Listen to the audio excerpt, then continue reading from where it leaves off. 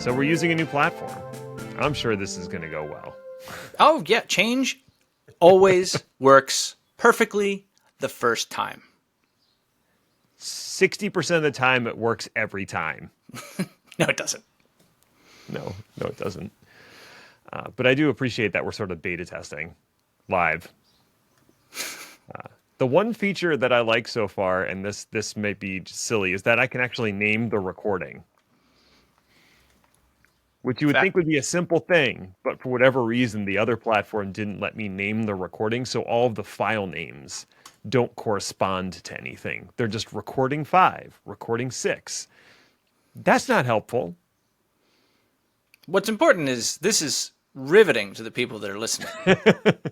Let me tell you about the minutia of audio editing and getting a proper level set for everyone. You're not moving on, are you? I don't know.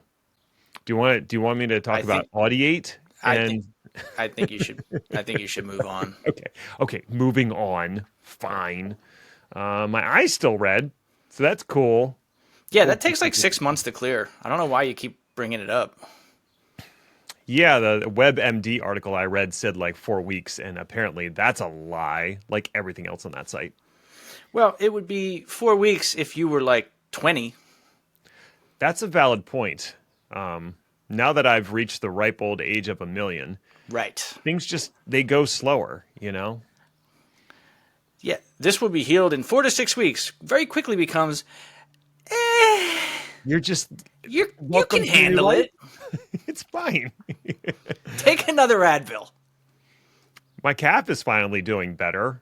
I was able to run 3 miles this weekend, and it felt fine when I was done. That is legitimately progress. Yes. Doesn't sound like you. I am taking it slow. I'm going also slow. Doesn't sound like you. I know. I am just going against the grain and my natural inclination for everything. And it's fine. I'm fine. Everything's fine. Hello, alleged human, and welcome to the Chaos Lever Podcast. My name is Ned, and I'm definitely not a robot. I'm also not an octopus, a bonded crow pair, a portiid spider, or an amalgamation of quasi-sentient gloop. And I'm certainly not a weird mass of bones, hair, and vestigial organs that serve no purpose except to further confirm the theory of evolution. Oh, wait. I am that. I'm precisely that. And so is our wonderful co-host, Mr. Chris. Hello, Chris. Look, you can have one of the two. You can have a wonderful co-host, or you can have Chris. You're saying they're mutually exclusive? It's not me that's saying that. It's like society. It's like our entire audience. I really think we should not have started sending out surveys. It has not gone well for me. You know, I have considered sending out a Chaos Lever survey. I don't know if anybody would actually answer, though. I suspect you would answer like 15 times. Well, I do tend to, put my thumb on the scale of history, but I wonder what should even be on the survey. Let's think of 2 good questions. Is this a good question? Yes or yes? Did you enjoy the previous question? Yes or yes? If you were sentient, what would your opinion of eschatology be? Yes or yes? See, it works for everything. Yeah, it's going to go great. All right. Let's settle down.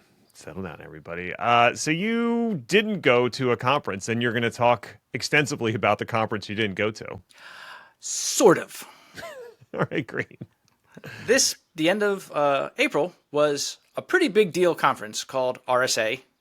And they have little conferences all through the year, but the big one every year is in the U.S. because, of course, in San Francisco. I didn't go. Good. So I did decide to look into it so you don't have to either. That's fair. So, like I said, it's a big conference, and it is a lot of material. Okay. How much material, one might ask? I might. I didn't, but I might. The website lists at least 333 scheduled events covering 25 discrete topics and subject areas that took place over a 3-day period. That's a lot. So That's way too many for any single person or even a single company to cover in full. And yet we're going to try. Well, it's interesting because realistically, since there's so much material, you could go into that and make a summary before you even go, and your summary would be accurate. Somewhere you are correct. Exactly. However, there were some, what I thought were key takeaways that are not specifically about individual technologies per se, but more like what is the industry and what is the market saying the year is going to look like based on short-term answers and a little bit more like medium-term forecasts. So themes and a melody. Pretty much. Okay. Which is really funny for something we'll get to a little bit later. Ooh, and I didn't even read ahead. Look at me. Now, in case anyone watching, listening, reading, wanted to dig more into this on your own, you actually do have a few options. First off, some of the topics and sessions are making it onto YouTube. The keynotes, all 30 of them, are all available as of today. Is it still a keynote if there's 30 of them? If you want access to the full 333 events, I'm ignoring you, though, you'll still have to pay. It's far cheaper than buying a ticket for the actual event, but it's still not free. They will not release the majority of the recorded sessions for free until next year's event rolls around. Now, sometimes, if there is a subject, a topic, or an author that you find interesting, the content could be available from other sites, prior publications, etc. It'll just mean you're going to have to get creative with the Google. Now, I actually did this for this week's secret bonus content that's only available in our handy-dandy newsletter. Look at you leaning into the newsletter, as everyone should. You can go to chaoslever.com/newsletter and sign up. We didn't plan that. And we didn't. If you're really only interested in security itself or the concepts in general, looking at the videos from 2022 is really not that bad of an idea because, like I said, it's 2023. Everything from 2022 is online for free as of now. A lot of what is talked about at events like this is not blazingly new, with a few exceptions. Admittedly, the world, according to AI, is going to look a lot different last year than it did at this year's event. Just slightly, yeah. But, for example, if you are intrigued by a 2023 video entitled The Simple Yet Lethal Anatomy of a Software Supply Chain Attack, well, there's still going to be value in spending 45 minutes with the 2022 version, even if it is a year old. There's a reason why, like, the OWASP lists don't really change that much year to year. Yeah. I mean, we do love to talk about how fast IT moves, and it's one of those things where it's like, it's true, but it's also not true. Right. It depends on how you're approaching the question. We find all kinds of ways to do the same thing wrong again. That's a sticker. Yeah. Anyway, writing it down. Like I said, so I was looking for like larger trends and themes, and the biggest takeaway I got from not attending RSA 2023 is this. The rest of 2023 is going to be tough on IT and security teams for a couple of major reasons that you can probably think of already. The uncertain economy is one thing. Don't forget a very real set of workforce challenges. The accelerating rate of change in both attack and defense postures is another. The cloud and the edge, two hazy terms at the best of times, are starting to mix and intermingle, forcing some security teams to completely rethink strategy. And just that sentence is probably worth a full deep dive all on its own. Not it. Probably. Oh, I guess that's me next week. And of course, the introduction to basically everything of our best friend, AI. So, what does this mean in terms of goals? Like, this is just buzzwords at this point. What am I supposed to do with all this? Well, I broke it down into two main categories, and stop me if you've heard these before. Companies are going to have to... You told me to. You didn't say hammer time. I'm so disappointed. Oh, I don't want to get sued again. Companies are going to have to, 1, do more with less when it comes to their IT and security budgets, and 2, cybersecurity needs to be a part of company culture. but like for real this time. Like for serious. No takesy backsies. Mm-hmm. I mean, they could start by not like making everybody else hate them. Once again, I've tried that and it has had mixed success. Fair enough. So, companies have been talking about wanting to limit their IT budgets forever, right? Reports from Q1 early spending in the enterprise space are showing that this time, it's actually happening. Especially at the highest levels of enterprise and the most expensive or highest priced initiatives. Top spenders averaged $10 million or more per initiative in 2022. Now, this is like the 1% of the 1%, obviously. Not every company is going to spend $10 million on one initiative. But that rate is down by 50% so far. Wow. More or less across the board. Now, for the purposes of this statistic, an initiative is a major umbrella term like digital transformation or zero trust deployment. A lot can go into that. Needless to say, if you all of a sudden have that budget cut in half, you're going to have to get creative. Right, or just kind of remove some of the things that weren't actually part of the initiative to begin with. They're someone's pet project that they thought they could just kind of shoehorn in. You know, like earmarks in a bill. So, what did the kind people, or the strategists, I should say, at RSA think that we as a industry need to do about this? A few strategies. And stop me if you've heard these before. Reduce costs, spend tactically, and automate the daylights out of everything. Wow, that's all in my bingo card right there. The number one best way to optimize costs is to understand what your expenses actually are and map them to what you expect them to be. I'm laughing because this is like budgeting 101. Yeah, you're absolutely. I mean, to bring it down into terms that the most people will understand, this is not that much different of an economic situation than when you kind of have to tighten the belt at the high school level. Great. The household level. Well, you mentioned high school, and this is one of the things that they're supposed to teach you in like home ec or whatever in high school is how to come up with a budget and stick to that budget and track your expenses. Right. This is literally like the first thing that like money management gurus have you do is write down or figure out everything that you're currently spending money on and come up with a budget. And if people were doing that, would we need money gurus? I would argue we never need money gurus because it's always some sort of grift, but point taken. I mean, the problem is that these things just kind of, you see something that you think you need, so you buy the entire deal. It's only after the fact, when you're looking at your American Express bill, that you're like, wow, do we really need HBO Max and Netflix and Disney Plus and Peacock and CBS All Access and whatever 37 other streaming programs I can't even think of off the top of my head right now? Yeah, just try to remove one and see what the kids say. Well, you have to then start asking tough questions. What's the percentage time you actually spend watching them versus what you spend monthly on those subscriptions? Me personally, almost zero. Similarly, from a household security perspective, how dangerous is your neighborhood, really?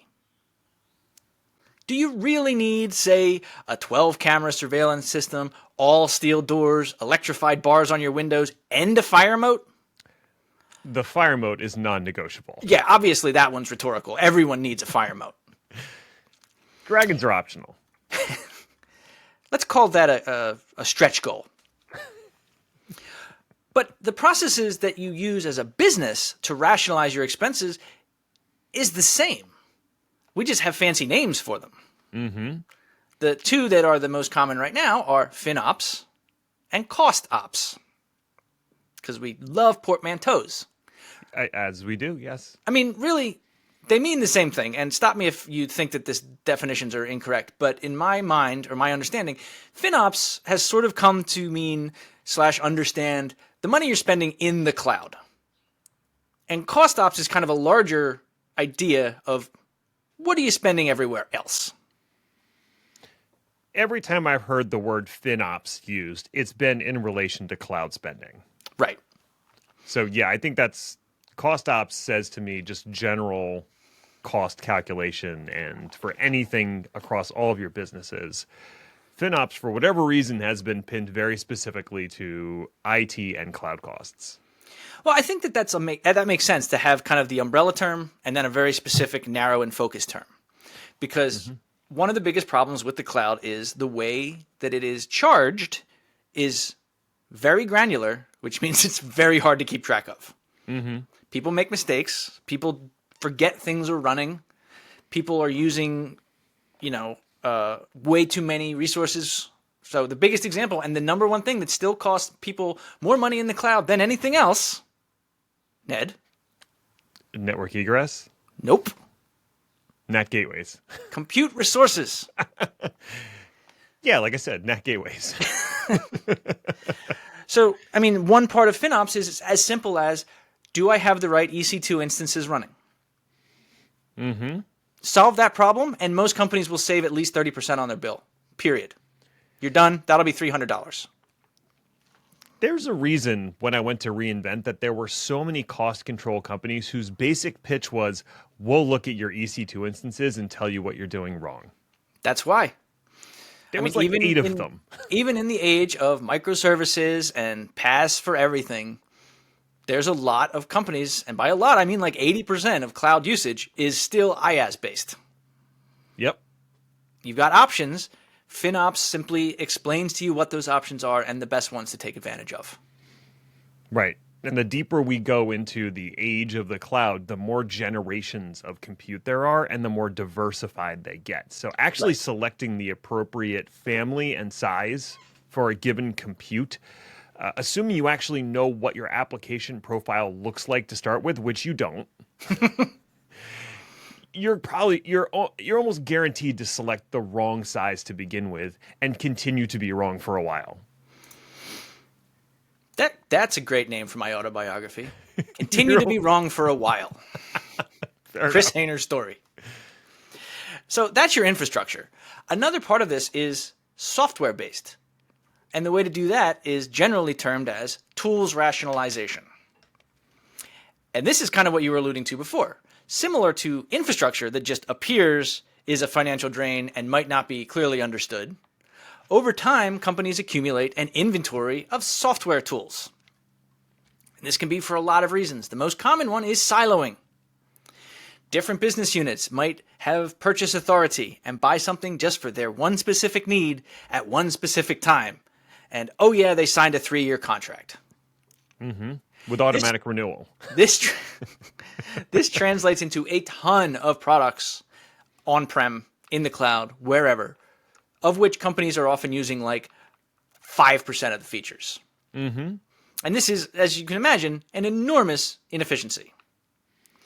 So not to get into too much detail, but one real-life example, there was a company that had been spending something like $1.5 million a year on security tools that were sold by something like 40 vendors. Wow. Now, I don't care if your company is Bank of America. That's too many tools, and that's too many vendors. Detailed analysis of their actual needs knocked that down to a yearly spend of $500K and less than 20 vendors. Not bad. And this kind of result from a tools rationalization is not uncommon. It's just often not done.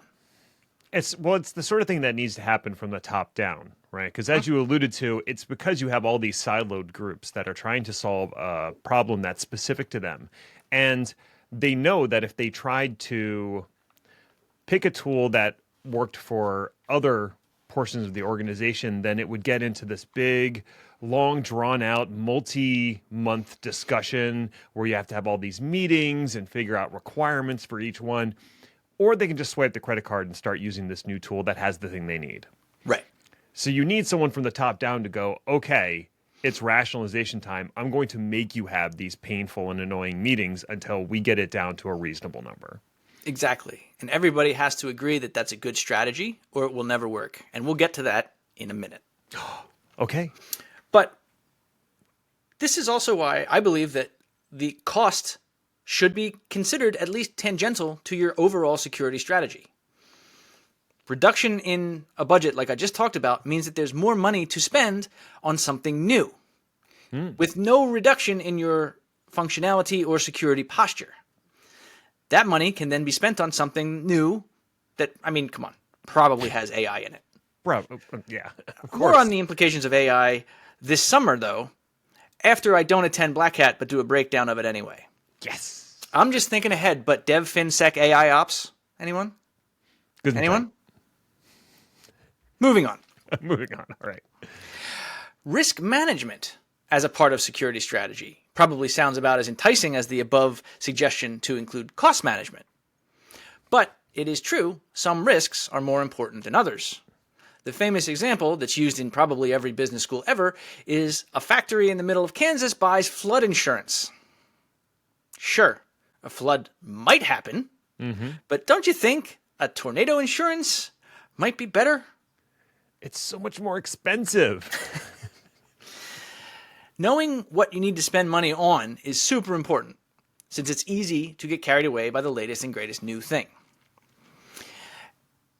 RSA had a lot of discussion about the old model of SIMs and XDR solutions, which were all the rage 18 months ago, kind of falling by the wayside, not because they weren't worth it, or not because they didn't do what they promised, but because they were crazy expensive and confusing to implement and manage. Oh, I thought it was because the acronym was dumb. That is sometimes a problem. Sometimes people buy the acronym. But the question these are easy purchases to make when the money is flowing. But when the belt tightening happens, you have to start asking the more important question of, yeah, they solve a lot of problems, but do they solve our specific problems? Right. And solving our specific problems and really breaking things down into discrete areas to cover was a huge topic at RSA, with talks on attack surface management, cyber asset management, vulnerability management, proactive instead of reactive security testing, etc., etc., etc. Etc.? And this is the part of IT work and security work that's not fun. Is any of it fun? A lot of what those things entail is sitting in meetings, breaking down your requirements, talking about what the software actually does, comparing and contrasting. But once you do that, and you can manage all these things, you can get a better understanding of the gaps your company might have, and crucially, a shopping list for if you actually need to buy something new, and that if is really important, or can you extend the use of something you already have? The problem with those kind of assessments, well, I already mentioned it has to be top down, right? Someone actually needs to sponsor this and force all the different bubbles or silos within the company to actually jump in. But it also feels like you're not accomplishing anything. We're sitting in meetings. We're not doing anything. Right. And people need to feel, I won't say everybody, some people need to feel like they're being productive. And what you're talking about doesn't initially feel productive. It feels like busy work, even though in the longer term it has, real positive implications. Yeah, it feels like a grind. And what ends up happening, and this is one of the reasons I think that a lot of technical people are skeptical, is they've probably done an exercise like this before. Yeah. And the result has been predictable. You get some kind of boilerplate copy and paste with your company's name slapped on the front of it. 400 pages long. Nobody ever reads it. And nothing changes. And that'll be $15 million. Thank you very much. And I think that that's one of the things that's actually changing, and one of the reasons that it's getting so much attention at places like RSA conferences is companies have started to recognize we need to do a better job at this. We can't just throw best practices back in a CEO's face and say that'll be $15 million. I'm sure some companies still do that, but I would argue that the number of companies that are doing that is shrinking. Right. It wouldn't be you, though. It would be the consulting company that you hired to do the exact same thing. Yeah. And that is a question that really, it was interesting because it seemed like the fact that you were using a third party for that kind of exercise was assumed. Yes. And it's not necessarily a bad thing because somebody coming in cold will ask every question under the sun and will not make assumptions. And also, in theory, they have a process in place for doing this kind of thing, and they're the experts in accomplishing what you want at the end. That's why you still do consulting, but I don't as much. But that was the reason people hired us, is because we had the experience and the knowledge. They're going to do it once. We've already done it 20 times. Right. That's the theory. And we bring coffee mugs. But the problem is what happens when the consultants leave. Right. And that's why the deliverables have to be worth the expense. They have to be actionable. They have to have roadmaps, et cetera, et cetera. And as you're, comparing and contrasting and shopping for a company to help you do these types of things, those are the questions that your organization needs to ask. What does the result look like? How quickly as you walk out the door, how quickly can my team turn this into something functional? Right. Also, can I have another coffee mug? At least 2. So, like you alluded, the other big part of this is that it's got to be a team effort. Cybersecurity needs to be a part of company culture from the top down. There is and has been a large disconnect between CIOs/CISOs and executive boards in many organizations, basically forever. Yeah. I mean, this is the old IT can't just be considered an annoying expense. It's got to be considered as an essential part of making a profit argument. It's not viewing IT as a cost center. Right. But it's also IT proving that they're not a cost center. Also correct. CISOs might be the person at the highest level that is working specifically to keep the organization's data secure, but it's difficult to make it a priority if the CFO is not on board and is just cutting budgets without considering the impacts of, say, reduced staff. Because a lot of times, if you're doing something defensive, it's going to be a little bit more active.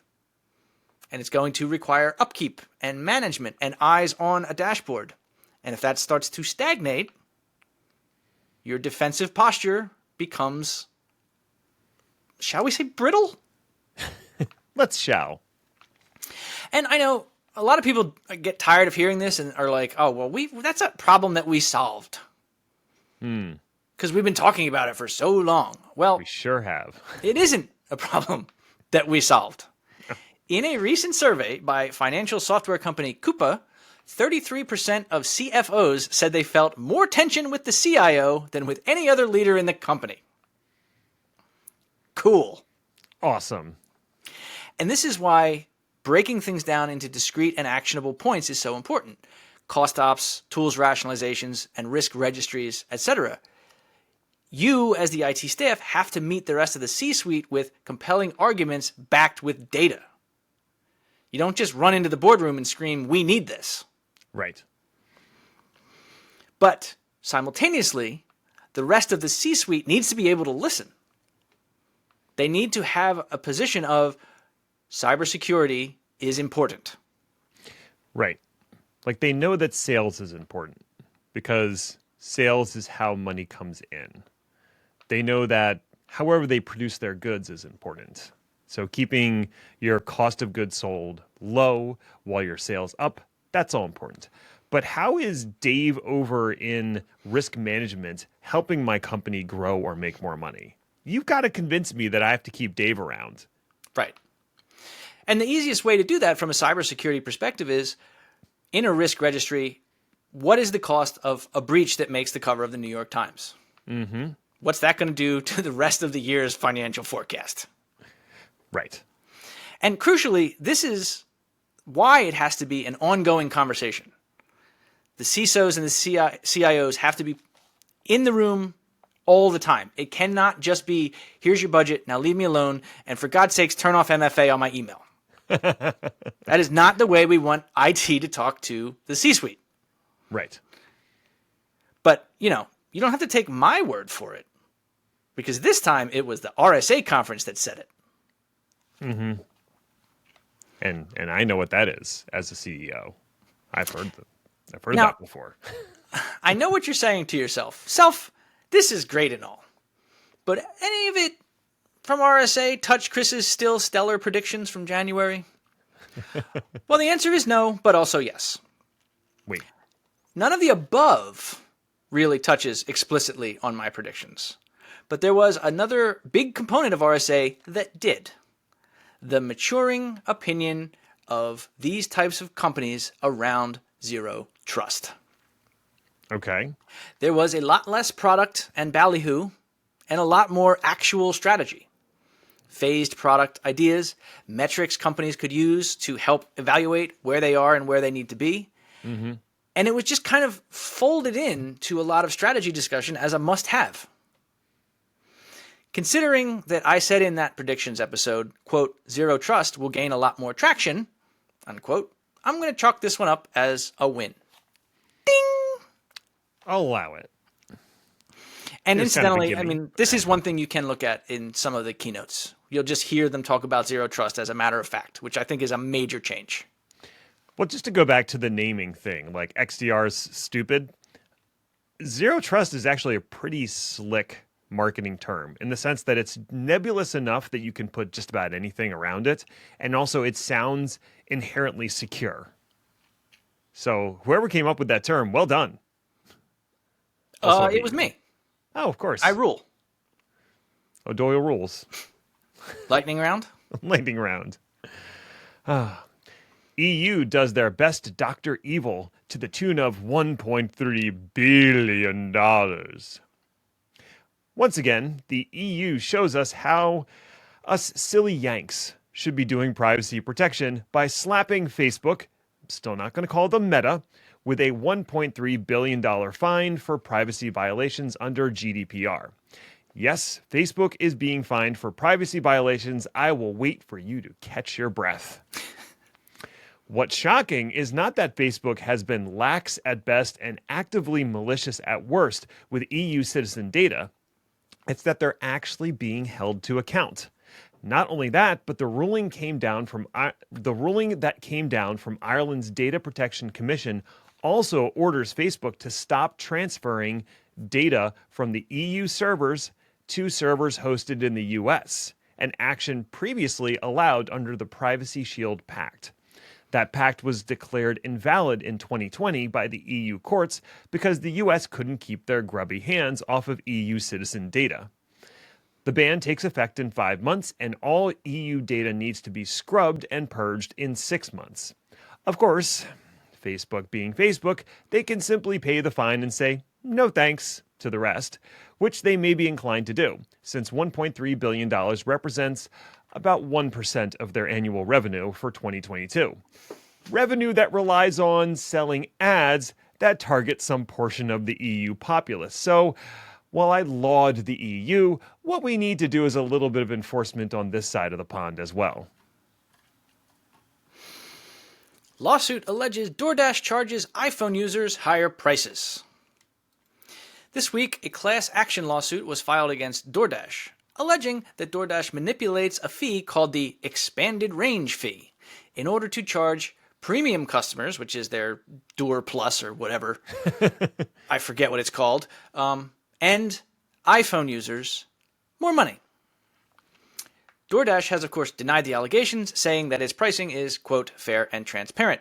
This is a particularly amusing defense, considering that at the time of the complaint, the, quote, expanded range fee was not defined on the company's website. It's so transparent, you see right through it. It's there now, though, with a description that is suspiciously in a different color than the rest of the fees, of which there are many. And I was unable to confirm when the change took place via archive.org because the fees page is an uncrawlable JavaScript nightmare. Luckily, the complainant in the pending case took screenshots. Now, this would not be the first time companies have utilized data that they shouldn't have in order to charge certain customers more. Back in 2021, the British government called out airlines for charging Mac users more. In 2023, Orbitz got nailed for doing the same. What a world would be... What a world it would be, say, if, I don't know, retailers had no idea what device or browser you were using. Then this sort of thing would be, what's the word? Unpossible? Yeah. Hashtag data privacy. Raspberry Pi Drought over by Q3. Hobbyists rejoice. During an interview with Jeff Geerling, CEO of Raspberry Pi, Eben Upton, said that the elusive Raspberry Pi SBC 3B and 4, along with the compute modules, should be available to everyone in Q3 of this year. Since the height of the pandemic, component shortages made it all but impossible for hobbyists and educators to procure the full-blown single-board computer and compute module form factors. The folks at Raspberry Pi decided that they needed to prioritize business orders since those companies were facing very real crises when they couldn't source the necessary parts, while the average hobbyist can probably wait a bit to build that cool garage door opener /NAS /crockpot monitor. They also decided not to raise prices significantly and to actively fight hoarding and unauthorized resellers. According to Upton, Q1 of 2023 was their worst first quarter in a long time, but the parts they rely on are once again available and they are ramping up production to ship millions of these tiny devices in Q3 and Q4. As someone who is sitting on an empty Turing Pi 2 board with nary a compute module in sight, I'm pretty pumped to hear this news and I appreciate their approach. Check out the whole video interview if you have the time. Google Registry releases new Vanity TLDs, some of which are ripe for abuse. Yay. We all know what the TLD is, right? That very last set of letters after the very last period in the name of a website. The famous ones, .com, .gov, .us, whatever. Well, Google has introduced a new set of them for, quote, dads, grads, and techies. It's important to note that Google did not use an Oxford comma in this headline, and as such, I'm already furious. Most of the new domains are more or less harmless, and I can't see much to complain about with .dad, .phd, .prof, .esq, or .nexus. Sure. But there are two others that have raised immediate concerns in security circles, namely .zip and .move. That's MOV. When people think of .zip, they think of a compressed archive, or a zipped file, if you will. And for .move, a video file, particularly one made by QuickTime. The way an attack can be structured is simple. Someone receives a link to a file type they've heard of, and it's in the email. It looks like you're downloading a file from GitHub. You've heard of GitHub, right? You should click on it, probably. And they do. There are already reports of websites using a .zip TLD to attempt malicious activity. Sites have been created with names like report2023.zip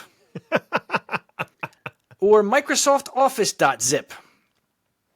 So this, of course, is bad.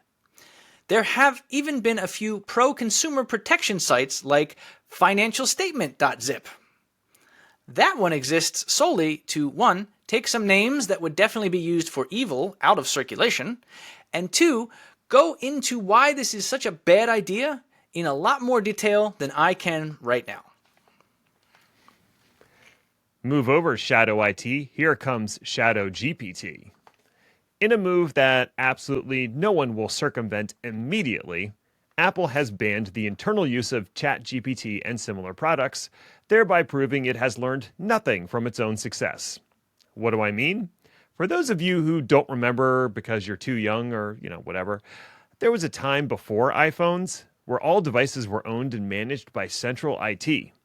Then iPhones happened. People looked on their BlackBerries with disgust and disdain, and the great circumvention began. While central IT tried to fight the invasion of mobile devices outside of their purview, their effort was doomed from the start. Rather than fight the technology, most organizations finally chose to adopt a bring-your-own-device policy with enforcement tools like MDM and MAM to try and contain corporate-owned data. Apple's main concern is that the same corporate data could be leaked through tools like ChatGPT. And once again, we will have mass circumvention of the policy because people want to get shit done, and ChatGPT helps with that. I predict we'll see an influx of ChatGPT-like solutions that aim to protect corporate data in the same vein as MDM or MAM. In fact, ChatGPT already has a business version that they plan to roll out shortly. Intel releases Whitepaper suggesting that future CPUs will be 64-bit only. Well, that was bound to happen, right? Eventually.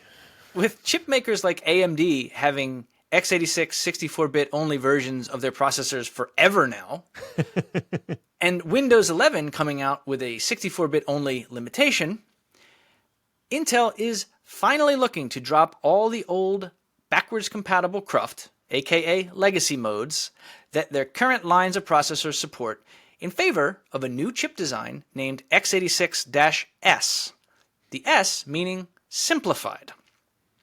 The goals at least are simple, and ironically similar to the ones Microsoft had with Windows.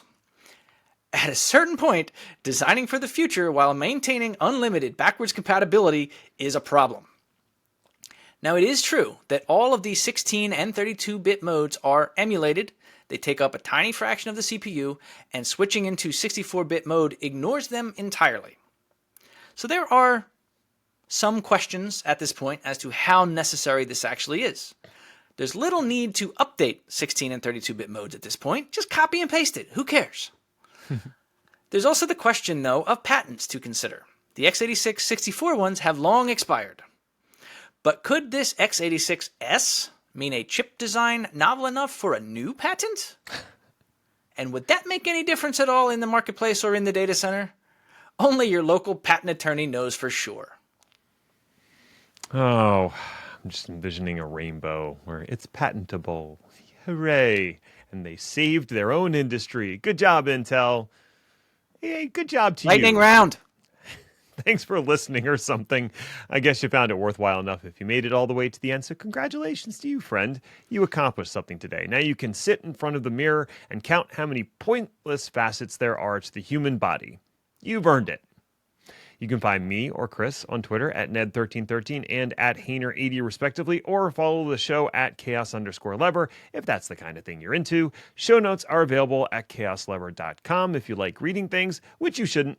Podcasts and our YouTube channel, hint, hint, hint, hint, continue to be better in every conceivable way. We'll be back next week to see what fresh hell is upon us. Ta-ta for now. Hint, hint. Subscribe, like, all that jazz. Subscribe to YouTube? Like the whole thing. Just bulk subscribe, all of YouTube. I subscribed to the internet once. That was a bad idea. Oh, yeah. There's a lot on there, I hear. It's not all cats.